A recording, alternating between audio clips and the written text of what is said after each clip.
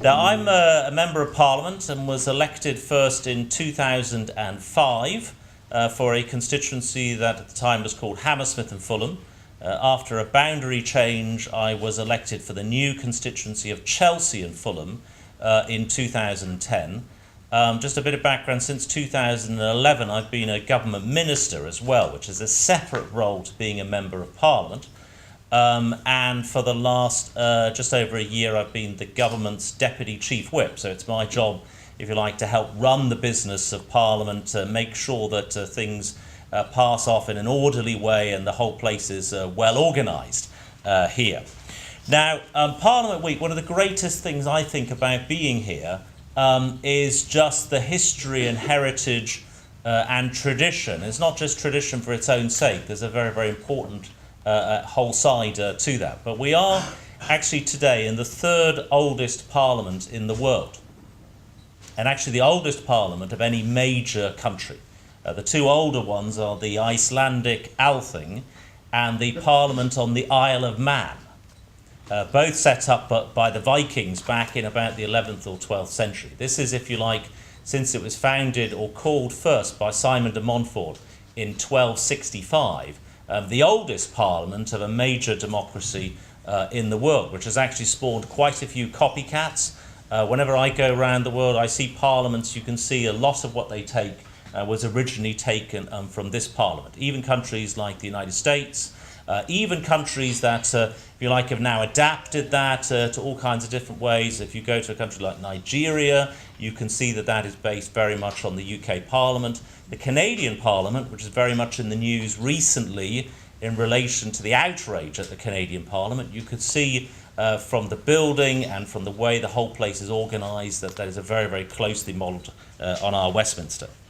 Now, for anybody who doesn't know what is a parliament all about, and sometimes people sort of lose track of this a little bit, so I'm going to run, it's not entirely clear all the different parts of what Parliament is about.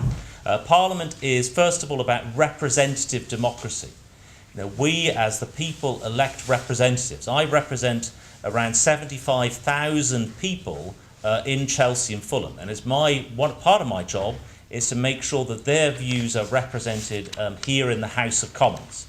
That might be asking questions on behalf of the people of Chelsea and Fulham, making sure that issues that are relevant to Chelsea and Fulham are debated, laws that may have an impact on Chelsea and Fulham are also scrutinised, and so on. So laws as well, it's our job to pass the laws of the country along with the House of Lords. Both houses of Parliament pass the laws of this country, incredibly important function. Accountability as well.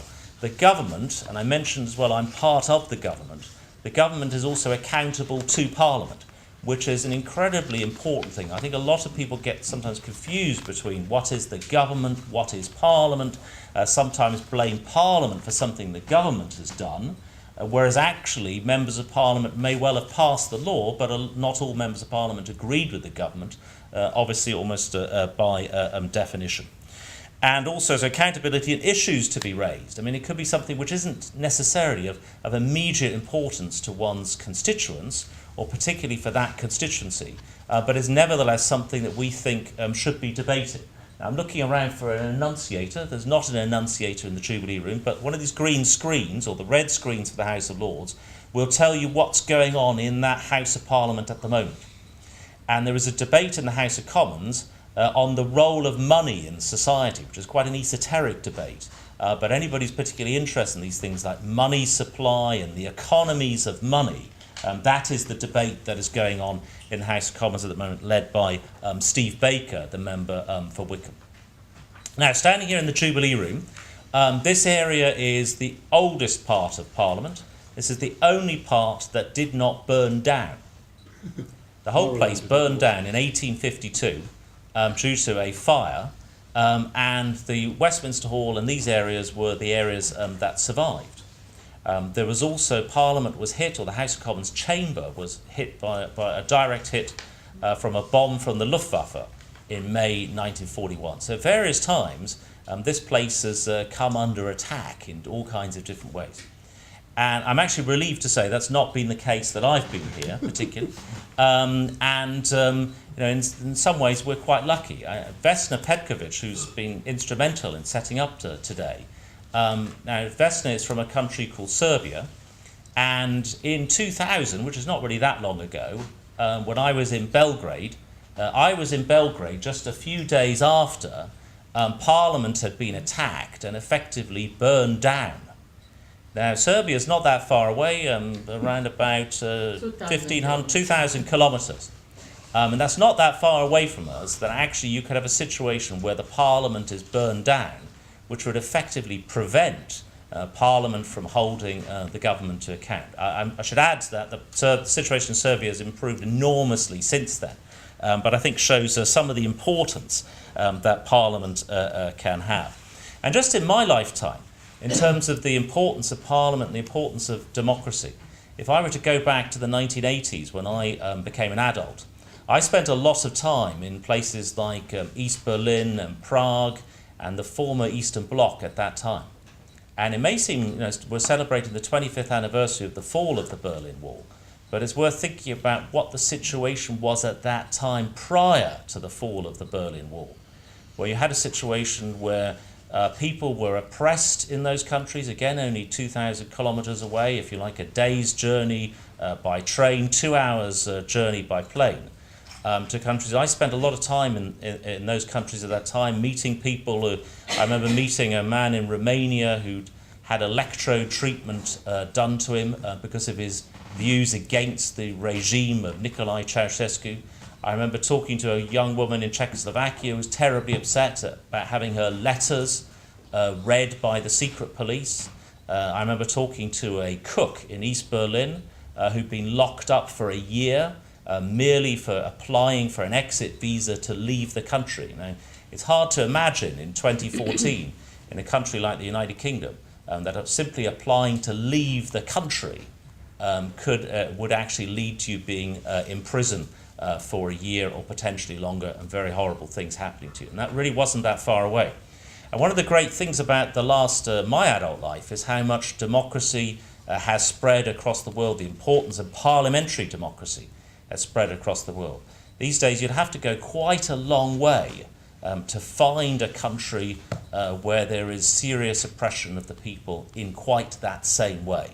You could perhaps go to Pyongyang, you could perhaps go to a couple of countries in the Middle East, Central Asia, etc., etc. But one of the great things I think in my lifetime has been how much parliamentary democracy has extended. And a lot of people look here to Westminster for an example of how things should be run. So I think that's actually conveys a lot of responsibility on us, the 650 members of Parliament, everybody working in Parliament, to make sure that Parliament works well and really helps to send that beacon out to the world about how things could and should be run better. So I'm going to just pass over to our panel in just a moment, but welcome again to Parliament. It's a great privilege and honour to be a Member of Parliament, to be able to welcome people. Doubtless I've got some of my constituents from Chelsea and Fulham here today, and I think we should be thinking about, in all of our deliberations, the importance and how much not just democracy is brought to people in terms of human rights and their own situation, their own ability to express their views, but also intimately linked with prosperity. Now, when you think about it, some of the poorest countries in the world have some of the worst government, and there's a very, very strong correlation, in my view, between prosperity and good governance in general, and a well-functioning and well-supported and active Parliament. So please enjoy the debate that we're going to have. And I think I'm going to pass to Vesna to introduce our panel. I've got to go back to the Commons chamber because we've got quite a busy day in Parliament. We finished our question times. We're now in the middle of our debates. And we'll be continuing today until 5:30. I don't know if there'll be an opportunity afterwards for people to go into the gallery to have a look at some of the debates, but that I imagine would be possible in the usual way by applying. Yeah, very good, Betsy. So thank you very much indeed, and enjoy the rest of the day. Thank you. Thank you.